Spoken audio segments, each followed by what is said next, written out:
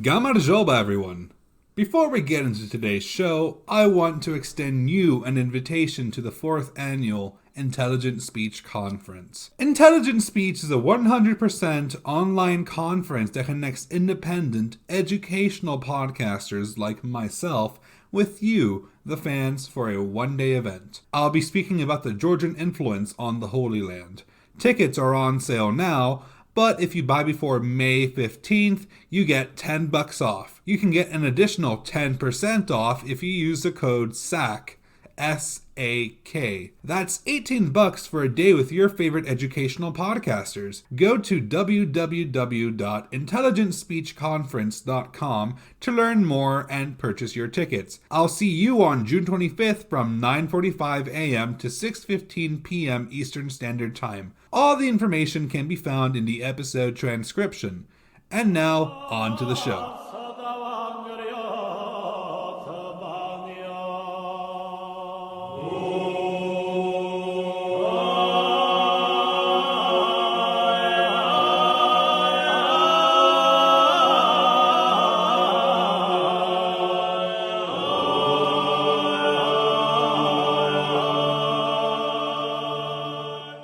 Gamarjoba, and welcome to the History of Sakartvelo, Georgia.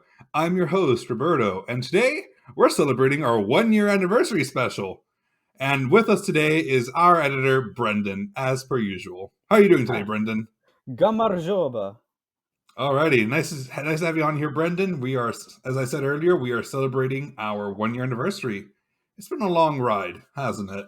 It has, and I still find it hard to believe. I find it hard to believe that it's only been 1 year because I think we're only like 20 episodes in. To be fair, a lot of those, like 3 of those episodes are just announcements. Were they? Yeah, basically a whole number for an announcement. All right. Yeah. So basically, the way it works is season 1. Basically, it's just kind of talking about a bit about season 1, what we're going to encounter season 2, and then the Galactione announcement that I made for when we had our collab with the Eastern Border about Tabidze Galactione or Galactione Tabidze. I got his name wrong. Whatever. Georgians can sue me. Wait, when did you announce that? Back in a few months ago. Oh, okay. I thought you were saying you were going to do another collab and you just didn't tell me. Oh, no, not yet. I would tell you. Oh, okay. We're only 16 episodes in. Yeah, so. Well, that's narrative-wise. We still have Right. And that's, on top of that, we have technically 6 myth episodes, if you count the 2-parter. Oh, okay. So we're 22 episodes in then. Yeah, so over 20 already. Hey, that's great. Nice. Yeah, and that nice 6-week-long break was well used, and I did no work towards a podcast, so it was great. Wait, you did reading, didn't you? I remember you told me about that. I did reading for a single day and played video games the rest of the time. As, a person on vacation would normally do. Yeah, that's true. Well, anyways, I'm going to include all of this still, but we have a few things we want to celebrate with. So a tradition I want to start with the year reviews is we're going to start reading our reviews. Yes, we are. Brendan's going to read our first review here. Oh, am I going to read this one? Okay. Yep. All right. I think this one is titled "The Other Georgia," dated July 13th, 2021. Oh, okay. This is the name of the guy. Rigtysfr. Rigtysfrw is the name of the person. You know who you are. Yeah. This relatively new podcast is pretty good so far. I think it's a good choice for a history podcast because it's right in the middle of a lot of big historical actors and could give a different perspective on those empires than one usually finds. That's pretty true. So right now we're in the middle of dealing with the Sassanids and the Romans, which we're going to see quite a bit in the next 2 weeks when we have to deal with Rome again. Yeah, I find that pretty interesting because it's as some of our viewers right now, Georgia is referred to, not viewers, listeners. Georgia is referred to as the edge of empires. It's sort of like a post-Soviet equivalent of Afghanistan, although Afghanistan is also post-Soviet. It's the place where empires go to die. Which it's not so much that Georgia kills empires, it's more that like Georgia is perfectly situated to always be on the outskirts of every empire, whether it was the Persian Empire or the Roman Empire, Or even the um, Russian Empire, because you or still have the the Caucasus. Russian Yeah, Empire. yeah. Um, There's a lot of empires between the Byzantines. So many people. We're gonna get there. yeah, and some people have like complained about us characterizing Georgia as a country that's under perpetual occupation, which is not what I was trying to do. What I was trying to say is that I admire Georgians for holding on to their culture and identity in spite of the fact of being conquered so much. Yeah, and like just to top off on that, we've actually had a lot of people kind of give me some backlash saying, Georgia was always an independent, strong country. It's like, yeah, but you were still vassals of different empires. So it's like it's not. I'm not degrading Georgia by saying it's they don't have autonomy. It's like they do, but they also have to pay tribute to these different empires who can run them over at any time, and they have.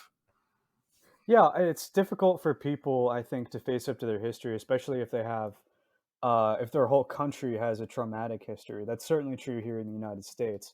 People find it very difficult to admit that that things were bad.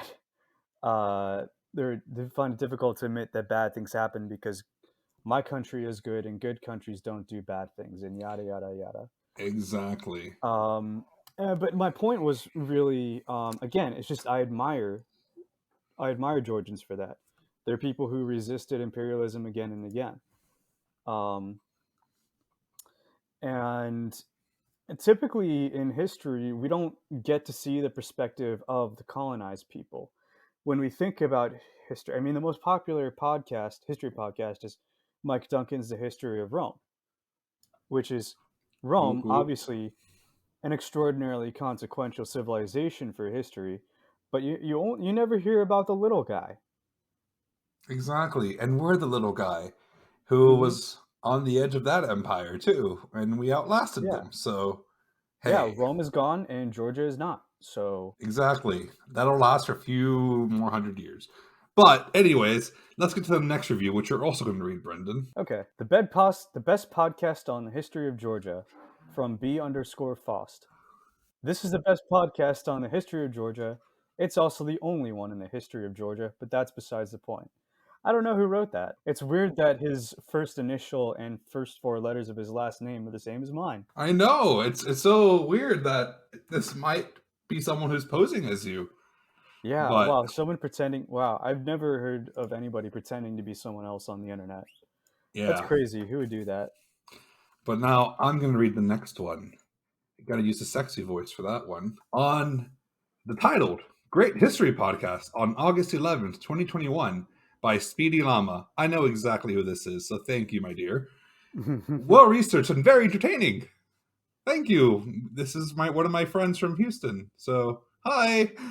I'm not going to say your name because I don't have your permission to do that, but hi, you know who you are. Okay. And I'm going to read this next one. So this one's going to be fun. Oh, this is the mean one? This is the mean one. But so basically, all these are 5-star reviews, but this is the 4-star. But Oh, no. I still appreciate the criticism and everything. Mhm. So, titled "Too Breezy, Too Quirky" on January 13th, 2022, from Rick from Temple U. I got turned on to this podcast from a plug on the History of Byzantium podcast, so I was expecting something similar. Was disappointed. The topic was fine, but the narrator was more like a comedian than a scholar. On episode 11 at the 306 mark, we get a "yeah, you know it," followed by a Bible verses read in a Texan accent. I could listen to the guy from Byzantium podcast read telephone book. The narrator for this podcast should be narrating a funny pet video compilation. 4 stars Mhm. for the subject matter, but the narrator was a 2 at best. By the way, here's a McDonald's toy for you. Awful. Just awful. Did you read that Bible verse in a Texan accent, or is that just how you talk? So I went overboard with the Texan accent, but that was not a Bible verse. That was a chronicle verse. And this is one of the first secular books written What's the by difference? a church. I don't know if I would call it secular. This is a pretty secular book comparatively to things at the time. And this is one of the Okay, most secular books written in Georgia in the 11th century. But no, that this is doesn't not a count for Bible much. verse. This was not a Bible verse. This was just me reading Mm. in a fun accent. And yes, I am more of a comedian than a scholar because as much as I do study and read things, I do not take all the credit for all the hard-earned research that is done for this podcast. That is done by all the Mhm. wonderful people who actually wrote books on history, which I just summarize and compile and bring forth to you in a more entertaining manner. Podcast footnote. I didn't see myself doing this as a podcast footnote, but credit is due where credit is due, and it must be given. The narrative and research I do on this podcast would not be possible without the following books and the following historians for their hard-earned job. As I mentioned, I do not do any original research and instead compile my information and present it to you in an entertaining manner. These are the hard workers who provide their time to research and write the materials that help us learn. I will applaud them loudly every time, and they deserve the praise they do in their field. Bibliography: Edge of Empires by Donald Rayfield, Making of the Georgian Nation by Ronald Suney, Georgia and Antiquity by David Brown, CSCO by Stephen Rapp, he knows it's a long one, Georgian Chronicles, as translated by the Dimitri Kamkrelidze, Medea Bashidze, and Ariane Chanturia, The Georgians by David Marshall Lang, Lives and Legends of the Georgian Saints by David Marshall Lang, Pro-Georgia Journal of Cartphilological Studies, Center for East Europe Studies, Faculty of Oriental Studies, University of Warsaw. Additional help: Professor David Kolbaya, Professor David Brown, Professor Stephen Rapp, and various other articles that I credit in every episode on the episode page on our website. Now, end podcast footnote. Yeah. I don't know if anybody really, I complain about Neil deGrasse Tyson a lot. I don't see anybody complaining about how Bill Nye, who is an engineer, is not an actual scientist. So, I don't know. We're not scholars, we're history communicators. We're edutainers, is what we are. Edutators, yeah. We bring forth and educate you with the side of entertainment. If you don't like my comedy style, well, you don't have to listen. So, But anyways, thank you for the feedback. And then this next one is actually all the way from down under, down in Australia. Barbara the dog was slidey. All right. I'm learning so much about a history that we in Australia never hear of in school. Yeah, us neither. All presented in a wonderful, cheery way. Always looking forward to the next installment. That's just very nice. Yeah, it's very nice. I try to be cheery.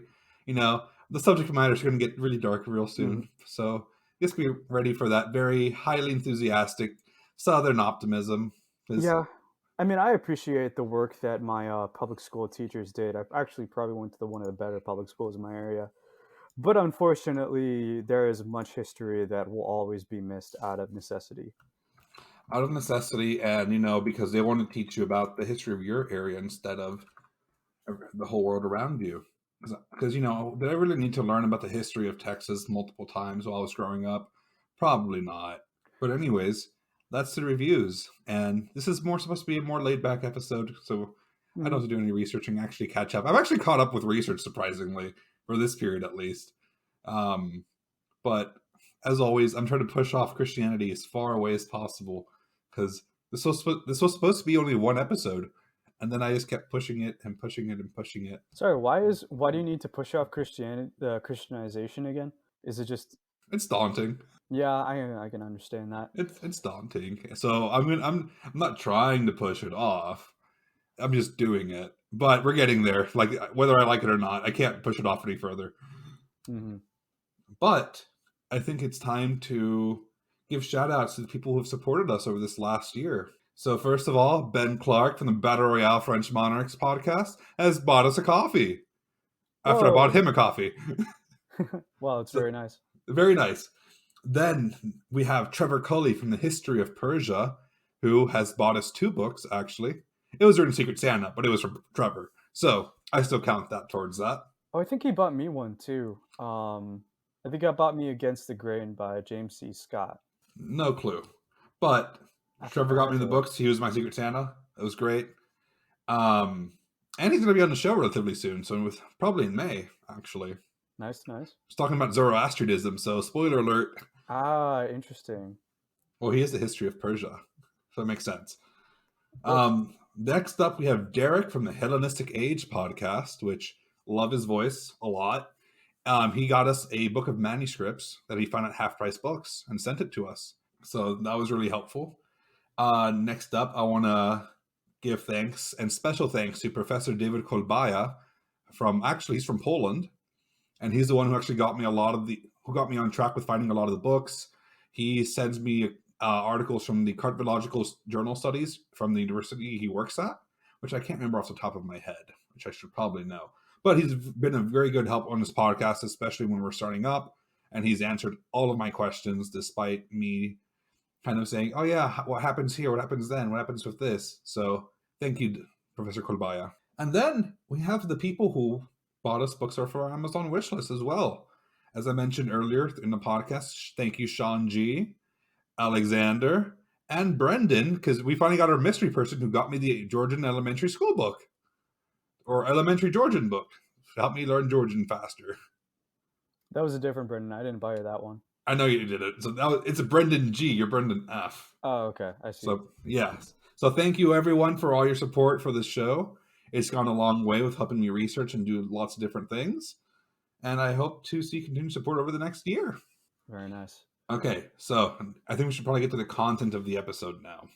Yes. Is this the Yogurt Wars, right? This is the Yogurt Wars. Yeah. So for the viewers who do not know, I have a minor idea of what the conflict is about.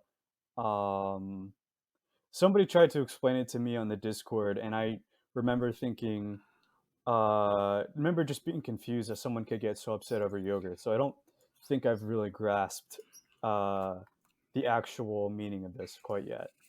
Neither have I, but it's still a fun topic. And I'm gonna cite my sources. First of all, it's Jam News.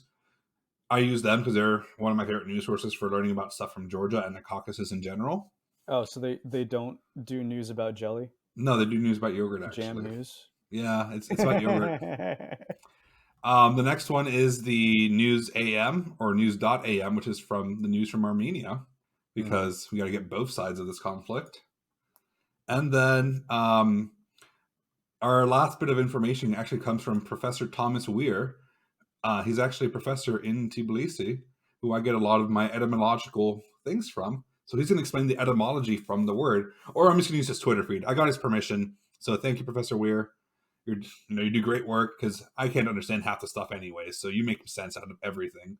He's also the one who told me that the Iberia in Spain and Iberia in Georgia are probably false cognates, and it just probably meant, like the outer reaches of the empire. So that's why they have similar names. Just, oh, look, they're the end. So Iberia. Okay. Is Iberia a word in Latin? I don't know. I don't speak Latin. I speak Russian and English and Spanish and German. Spanish is kind of Latin. It's kind of Latin. It's like saying Spanish and French are the same thing. They are. Anyways. They're Italian. Italian is also the same thing. Italian's its own subdialect. Yeah. Well, it's a Romance language. Yeah. Who was it? I don't know who said, but I don't know. The more you go on, just Spanish is not I learned Spanish, Mexican Spanish in school, and then I went to Ecuador and learned Spanish there.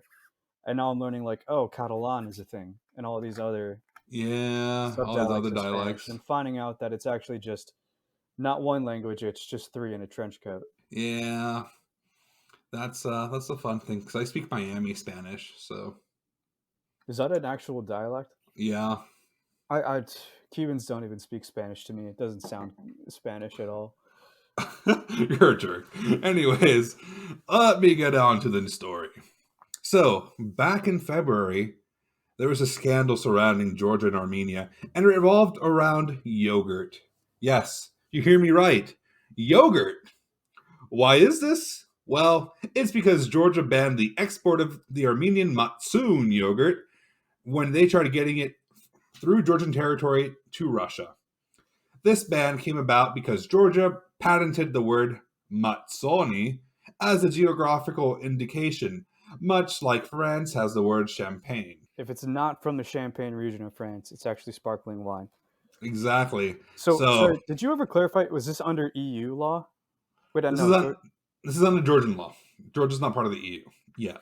Okay, so Georgia basically said, under our own laws, we are patenting the word matsoon. Yep. And I think they have some sort of actual international law that lets them do that. Okay, because I don't know what international law that would have to be. Would it be under some UN agreement? You're asking the wrong person with this. I didn't research any further than that. I just that was the question. That was the question that I had for the people in the Discord. Is what law Is They it? don't. No one knows. It's just intellectual property law in Georgia, basically. Like, let me read you a quote from Tengiz Kalandadze, who's actually the head of the Department of Agriculture in Georgia. And he basically goes, the reason why Georgia banned the entry of a trailer from Armenia into Georgia was, quote, customs told us that there is a trailer at the border that is loaded with products whose name is similar to the patented name in Georgia.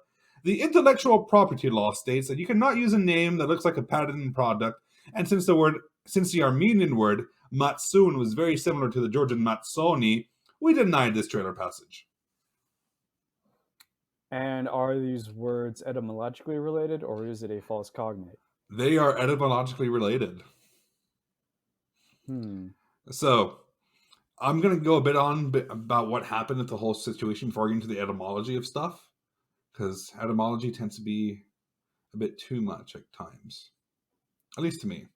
So, Kalandadze then proceeds to mention that Armenia tried to export a product called churchkhela, which is also patented by Georgia, and they were trying to send it to Russia through Georgia, and this was also banned. So churchkhela is actually Georgian. That is undoubtedly Georgian, without a doubt. It's this thing right here. Okay. Yeah, it's great. It's what like is it called? churchkhela. Churchkhela? Churchkhela. Okay, churchkhela. Yeah. Okay, I got it. It's really good. It's basically, it's walnuts dipped in a flour-thickened grape molasses. That's what it is. That sounds good. It's really good. I'll bring it next time I come up. Okay. I keep forgetting to because I don't want to eat it all by myself because I will. But anyways, Georgia also has a whole host of geographical indications, most notably Matsoni, Chacha, Sulguni, and Kidzmarauli, among others. And these so are regions of Georgia. No, these are foods in Georgia. Okay. So Matsoni is a yogurt. Chacha is like a grape vodka. Mm-hmm. I drank 2 shots of Chacha once when I was in Tbilisi, and I could not walk back to my hotel. It was 2 p.m. Sulguni is the cheese that you use to make khachapuri, or one of the cheeses. Mm-hmm. And then Kidzmarauli is, of course, my favorite wine. Okay, and so these are not related to a geographical area of Georgia? Kidzmarauli might be, but it's also just a type of wine. Okay. But these are all they're geographical indications because they are made in certain regions. So but there's no place actually called Cha-Cha in Georgia, as far as I know. I don't know if there's a tiny town there. I don't know Georgia. I know the shape of Georgia. It's on my arm. Mm-hmm. But basically, this caused a whole scandal in Georgian media because the origins of the word Matsoni is divided among Georgians.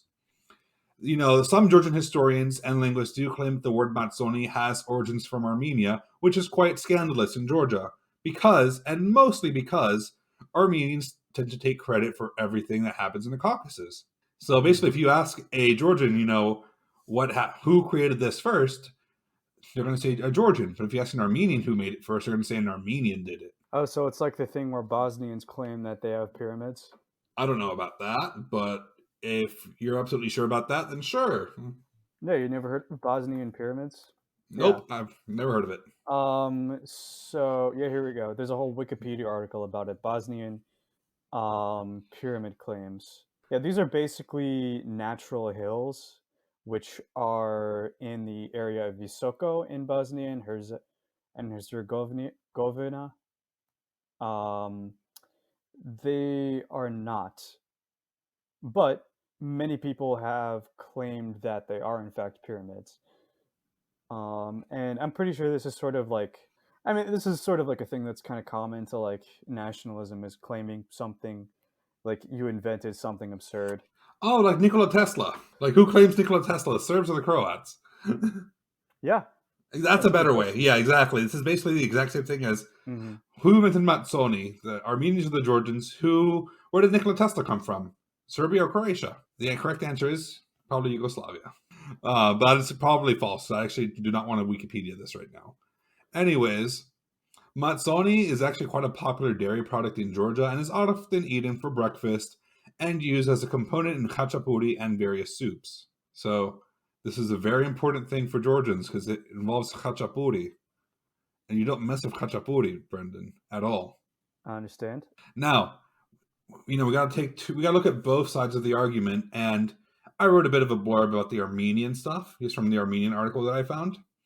And the Ministry of Economy of Armenia launched a series of amendments to Armenia's law on geographical indications, and this will enable Armenia's authorized state body that coordinates the agricultural sector to register the geographical indications in its names, contrasting current regulation, which states that only producers can register geographical indications. So, the government's going to take over control. The amendment in law will enable registering the name Matsun in Armenia as a geographical indication. However, a product with this name can be exported to other countries through Georgia only after signing an agreement with Georgia on mutual recognition and protection of geographical indications between both countries. In the meantime, Armenian producers have started exporting yogurt to Russia with the inscription Armenian Mountain Yogurt. Very clever. Very, very clever. Now, the big thing is... Why does this make it... So this is merely a cultural thing, because as far as I can tell, the people who are making the yogurt still get paid at the end of the day. Yes, it's just a cultural thing, because the government's got involved and now everyone's getting pissy. But now the thing is, they say in Georgia that negotiations to the Armenian side on the formalization of a bilateral agreement on recognition of geographical indications have been going on for more than a year, and things are heading towards something, but negotiations are just underway. So they don't say anything more than that. Negotiations are underway, and it's probably going to take a long time for this stuff to get made public policy, because it's like, I don't know, America and Canada? No, that's a bad comparison. Rival nations. They're rival nations. Mm-hmm. So basically it's going to take a long time for them to agree to anything. But that's a yogurt gate, basically, in a nutshell. This happened in February, so I just wanted to talk about something that wasn't way too current, and I thought was just kind of funny because they're arguing over the branding of yogurt. Well, food is an important part of a country's cultural heritage, isn't it? It is, and this is where I want to get into etymology. So, once again, special thanks to Professor Thomas Weir for letting me use this Twitter feed as a source, since this is probably the only English sourcing we have for this whole take on who made Mazzoni first. Wait, sorry, are these peer-reviewed tweets? Oh, come on. Yeah, well, I mean, I peer review your tweets all the time by choosing to like them or not. Oh, sure. I reviewed them. There we go. Anyways. Quote tweeting you and calling you an idiot. Oh, is that what you did? Okay, that's a hidden quote tweet. Got it. So, who invented Mazzoni first? The Armenians or the Georgians? So, most of this information is taken from Professor Weir. I just summarized it mostly to make it a bit more condensed and not as... Where does he teach? He is a professor at the Free University of Tbilisi. He's a linguist and caucologist. A linguist and a what cologist? Caucasologist. Oh, caucasologist. Caucasologist. Why is it so difficult to say? Okay, Free University of Tbilisi. Tbilisi. Oh, I mean, we could link his academia.edu project page. Sure, we can do that. Or plug his Twitter.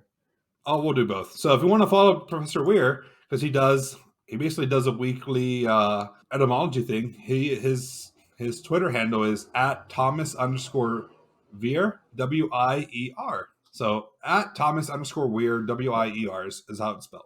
Interesting. He did something on Algonquian languages, which American listeners might know is an indigenous American language that is native to quite a lot of the eastern United States. Yeah, he's awesome. Like, I love his work. And he does like a weekly Rustavelli, so he posts a weekly Rustavelli quote as well. Oh, really? Wait, I thought Shota it's all in Georgian. It's all in Georgian. I thought Shota Rustavelli only wrote one thing, right? Yeah. Or one thing is attributed to him, rather. Yeah. So he's just posting from Night in the Panther Skin. There are a lot of really nice quotes in there. There are. I'll say that. Okay, so we're going to start off, and we're going to piss off a lot of Georgians today. What, because of pronunciation? First off, no, Matsun is from the old Armenian word mas, meaning glued, curdled, and the un, meaning knead, mix, oil. It's a cognate with the English word make and the Russian word masla, or butter. The word Mazzoni first appears in the late medieval Georgian man of letters Zaza Panaskertel Tsisishvili's medical compendium, which was published in 1486. Now, here's the issue where Georgians are going to get mad. It first appears in Armenia around the 11th century, probably from the classical Persian word masidan, meaning to congeal, or from the Turkic yogurt. Mm-hmm. Of course, the product itself has been known in the region for millennia. Pliny the Elder mentions that barbarous nations know how to thicken milk into a substance with an agreeable acidity. The ancient Greeks called this sour milk, but it was clearly perceived to be foreign. So, the word matsoni is clearly a loan word from the Armenians.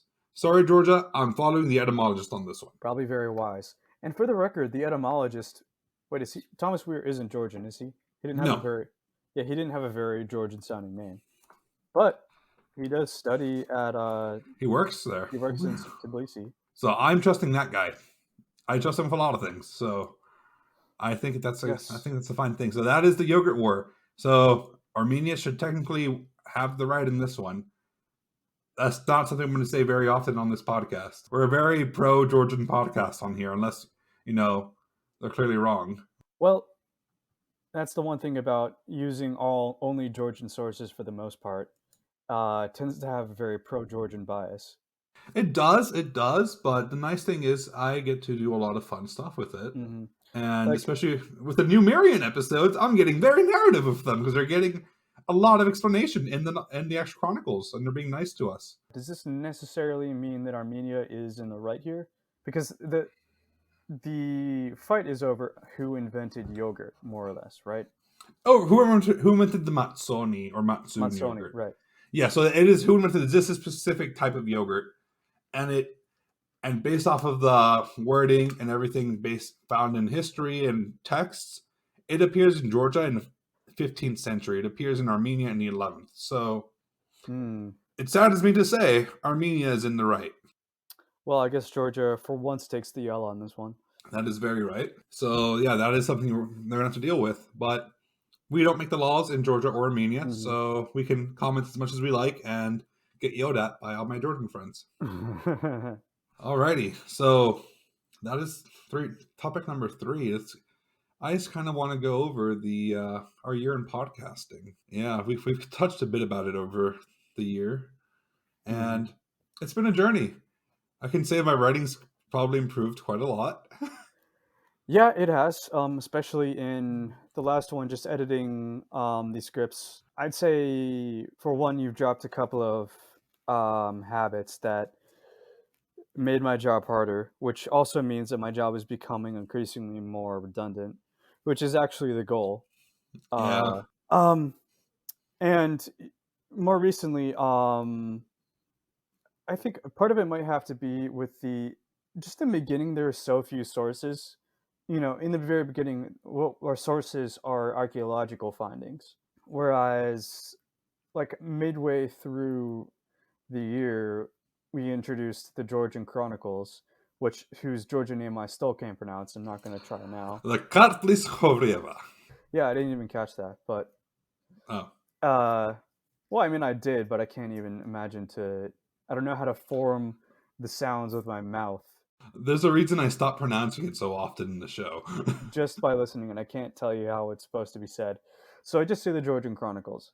Yeah, Apologies there's a again reason to we dropped it because I started getting tired of pronouncing it so often. apologies. I'd like to think of the two of us as rather linguistically achieved, but unfortunately, Georgian is still beyond our purview.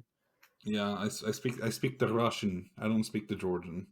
Yeah, I speak Spanish okay, and I studied Arabic and Quechua, but that is about it. And anyway, the by the end here, now you're telling more of a story, I think. Um, Yeah, like I think it started literally. I see that once we got to Parnavaz, lots mhm. of things started changing. Mind you, we had that blank period in the episode 14 where we're like, oh yeah, 3 kings, they succeeded each other. Okay, cool.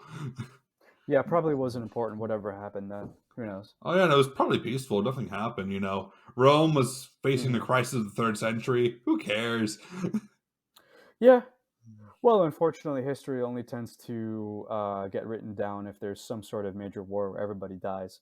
Nobody ever wants to hear about the history where everything was fine.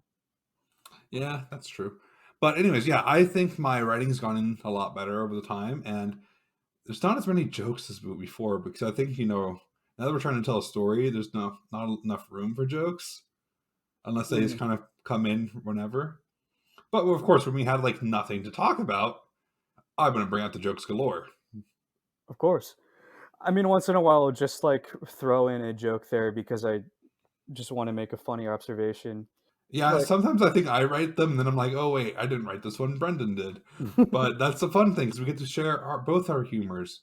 Except the McDonald's toy was absolutely mine. That was all mine. yeah, I don't Uh, even remember what that one was. because you had Mithridates of Armenia Hmm. and Parsman the First were arguing over the kingdoms, and then the Roman Emperor came in and was like, okay, you get a kingdom and you get a kingdom. Now quit it. Yeah.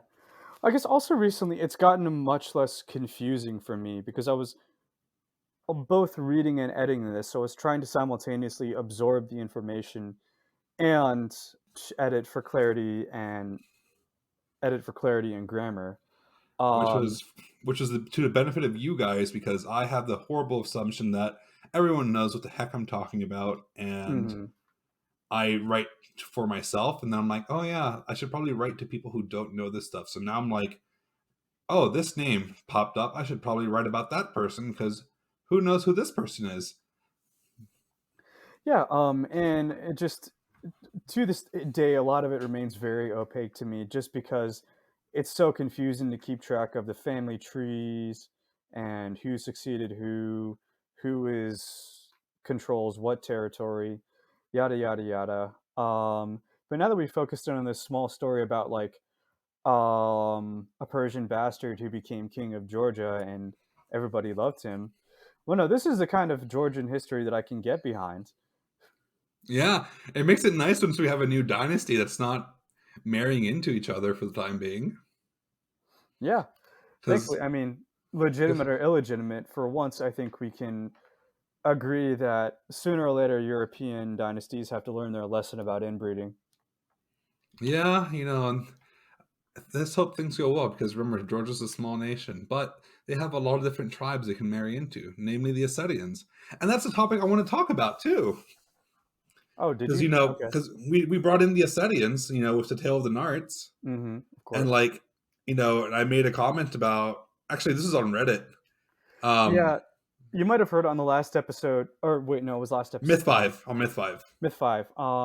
We told the story of Warcog and his sons, which is not a Kartvelian tale, it is a Ossetian tale. But Ossetia comprises parts of modern Georgia And Russia. and Russia, including parts that are currently occupied by occupied by Russia or Russian-backed separatists. Like, so, if you are following Ukraine news, currently Luhansk, I think it is, and Lufthansa Donbass. and Donbass, yep. Yeah, Donbass.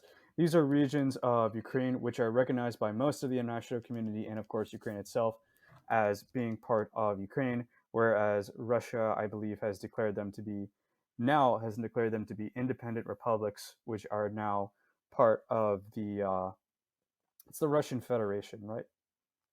The Russian Federation, quotations. Right, Federation. Like for the Democratic People's Republic of Korea is neither Democratic nor People's Republic, but you get Exactly. the idea. You get the idea. But yeah, so before we get on that topic, I am trying to not make it a point about speaking about current events directly on the podcast.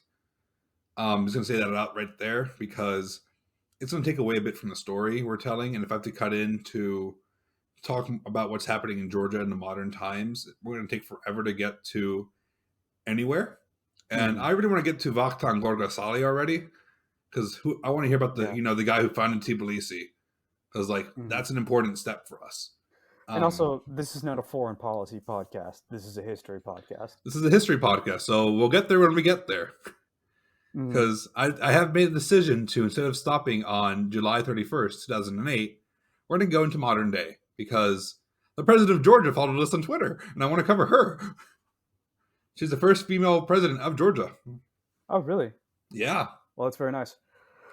And Uh, she ran as an independent and won. So Interesting. the third party membership in me kind of enjoys that. Yeah, But who she's doesn't backed like by an the underdog same. story? The what? I said, who doesn't like an underdog story? Exactly. Now, this is part of the. This is where I'm going to get a bit political. She is currently backed by the Georgian Dream Party, but they are trying to sue her for not following their orders. So, Oh, these were the orders regarding.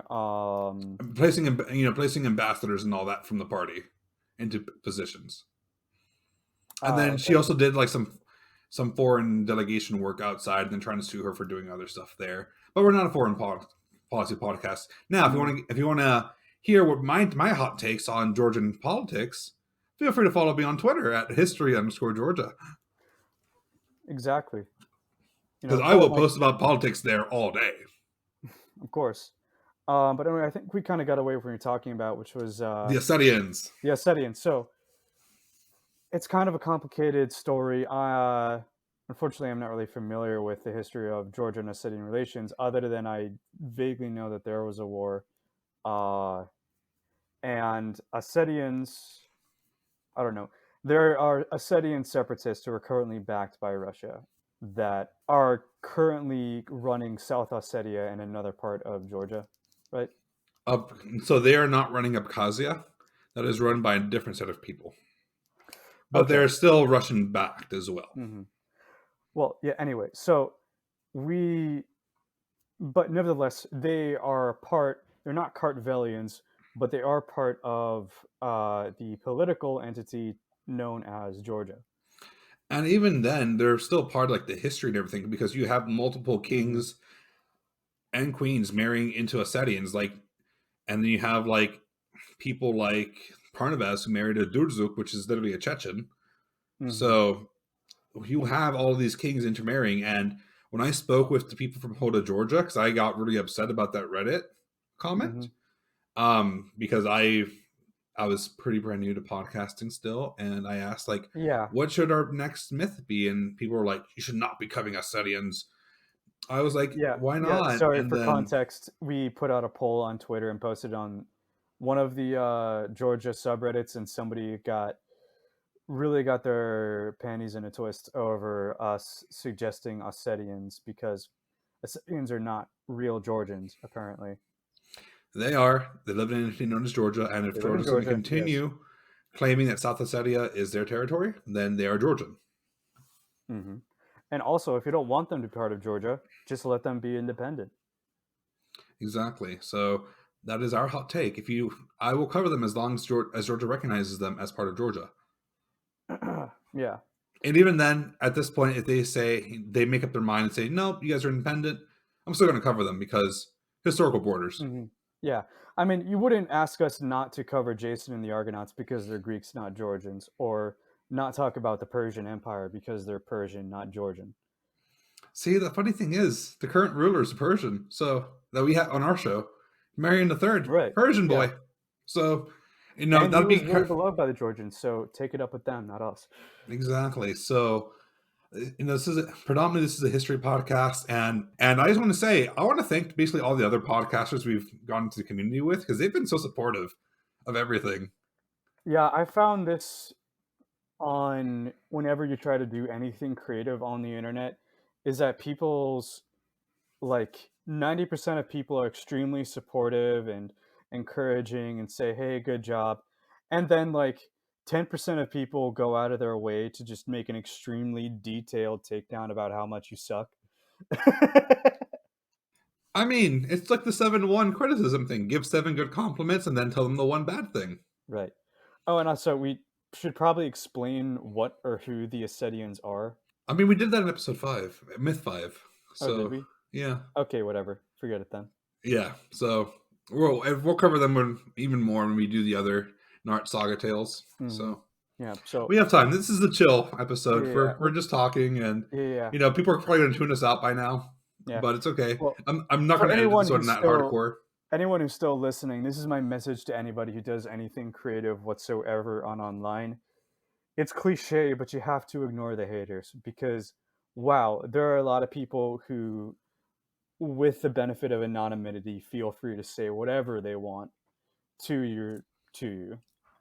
And my answer to them is, if you're going to hate on me, then why aren't you Hmm. doing it? Yeah, And also, these people are not your friends. They don't have your best interest in mind. Exactly. Because I started taking that comment on Reddit to heart, and then I was like, Hmm. and then I did a comment. If you want to do it so badly, make your own. And Yeah, that because I is don't the say, part. That is the perfect response. I mean, the perfect response mostly is just ignoring them. But if you want yeah, to but respond I to, I like responding. yeah, go. That's your choice. Yep. But that is just how I am. So and this is a good chance for everyone to get to know us.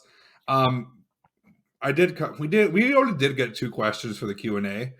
Well, actually, Oh, technically 3. So the first one was, are we going to cover the yogurt wars, which is from Trevor Colley? yeah. So we covered the yogurt wars. So thank you, Trevor, if you're listening to this. The second question was about if we were going to cover the political ongoings of what's happening in Georgia right now regarding Ukraine and Russia, because there are some things going on. And my hot take is I will cover them, but on Twitter, because I like being able to share the information as quickly as possible. And with a 2 week turnaround time with episodes and me having a job that keeps me very busy until the summer, I have no time. Yeah, unfortunately, the difficulty with that is if you come out swinging with your hot takes, especially during the fog of war, chances are you're going to end up being extremely wrong about something. And I mean, I'm wrong about a lot of things, but when it comes to actually giving you guys the right information, I want to give you Mhm. guys the right information. Because, I have some hot takes. You can see them on Twitter, but at the same time, is I'm not going to say anything that's going to be against my personal beliefs or that goes against the interests of Georgia, because I will have hot takes about what's happening there. But at the end of the day, I am not a Georgian citizen. I do not know what's going on there. I do not live in Georgia as much as I want to. I don't. So I can't go out and just ask somebody on the street, hey, what's happening here, or even see with my own eyes, like, hey, what's going on. I have to ask people who know what they're talking about.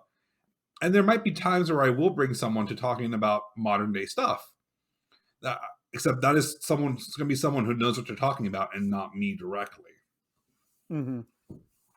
And truthfully, the sort of historian that you want to be talking to about this to put everything in context would be a historian of Russia and Ukraine. Um, because, well, like all things with history, there are many things about history's past, including, well, I don't even know if I want to say this because it's just getting into non-Georgian topics. But you can see what Putin's justifications are for the invasion of Ukraine. He talks frequently about the shared history, culture, identity of Russia and Ukraine. Of course, none of this even begins to justify invading another sovereign It country does and not. killing civilians for that matter. And I'm going to stop you there. And basically, Yeah. I'm going to forward you guys all to the eastern border at this point. Go follow Chris Stops at the eastern border. He is doing a daily news update for Ukraine. He is currently in Odessa. So Mm. he went to the front lines, all the way from little Riga, Latvia, down to Odessa. Took 2 days to get there through lots of different ways, but he's there. He's reporting from the front lines. He is an actual journalist. So follow him. Will be getting the best information to you as quick as possible. And as a journalist, he actually has a plethora of sources that are actual Mhm. good sources. So that is where I'm getting my news about Ukraine and Russia. Yeah, and also just remember you will find a plethora of fake news and misinformation on it, especially on Twitter. I can't give like you advice on how to suss out the difference between fake news and authentic news. Um, but it's worth knowing that if it's very easy to educate yourself. I am also a journalist most of the time. I like to think of myself as somebody who can tell the difference between something that's authentic and something that's completely fake. Although sometimes I do get fooled. All journalists get fooled. Um, just take a moment to Google how to spot fake news. You know, there are organizations out there who are very eager to teach you how to tell the difference between misinformation and authentic information. Exactly. So take that time and do Mhm. what you need to do. And just Um, remember, even authentic sources are operating within the fog of war. exactly. So, but also just to kind of get away from the whole Russia Ukraine thing, and just yeah. So I just want to give thanks to basically all the other history podcasters who've helped us out. I'm not going to name them all because Most of them are on our website on our friends page. Mm-hmm. And so you will have heard them either through like trailers and all that. So they've been kind enough to give me space on their show to talk about Georgia. We will be showing up on we will be having a few different guests because I will be announcing something very special in May. That'll be music to your ears, or at least music to my ears. Which, yeah, it'll come out in May around my birthday. So that'll be a fun time. Yep. So, yeah. And it involves Saint Nino, that's for sure. That's the only hint you're getting. And yeah, so I think we should end it here now because this is, it's been almost an hour and I don't want to edit more than an hour because I have a horrible work week coming up. So It's Friday. I don't finish work until Sunday. But it's Friday. For you, not for me. Yeah. All right, whatever. Okay, so first, a few things I want to say. My last political statement of the day. Slava Ukraina, Slava Gadoyam. What was that other one? Slava Grayat. Slava Gadoyam, glory to the heroes. Ah, okay. I cannot say death to imperialist dogs in Ukrainian, but I will say it in English. We just did, so it works out perfectly. So that is a Marlbad Nakvamdis from me. And that is a thank you and goodbye from me. Alrighty, guys. See you later. Bye-bye. Bye.